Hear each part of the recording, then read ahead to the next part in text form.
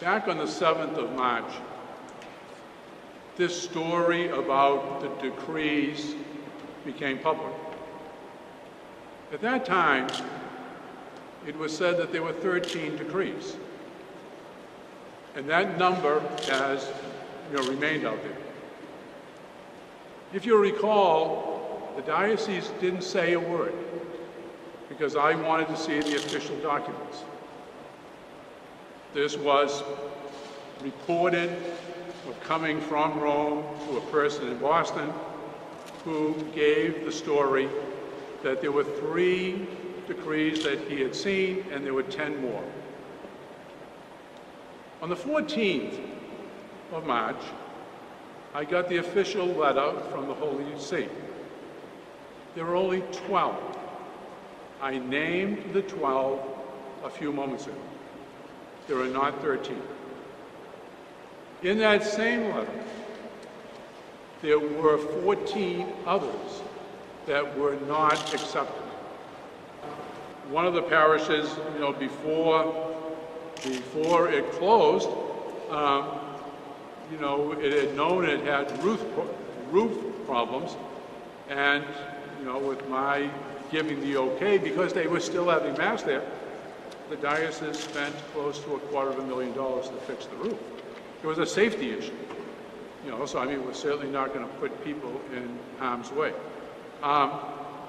If there are substantial needs, we'll have to look at each one of them. There'll be 2 things. One will be an evaluation of the 12 parishes and to look at them as to in what order we may begin to, go forward with them.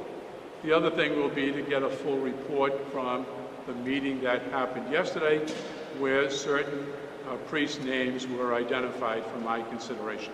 I certainly hope I can. Now, the reason I say that is, to be honest, my schedule, unlike when we were, closing the parishes, Saturdays and Sundays were kept open so that I could go. And some weekends I went to 3. I went on one on Saturday night and 2 on Sunday morning. Right now, my schedule already has confirmations most weekends, and that'll be true well into June. So I hope I'm able to do it. I just don't know how my schedule and when they're ready to open. And hopefully, yes, I certainly hope to be there. All right, so some churches could open as early as June or sometime in June? Maybe. I think that people need to see that there's a big good here, and that is that we all belong to the Church of Cleveland, that we are members of this particular church, and that, using the Pauline image of the body of Christ, whenever part of the body is aggravated, is hurting, is so on, that somehow we need to work together so that there's a harmonious relationship.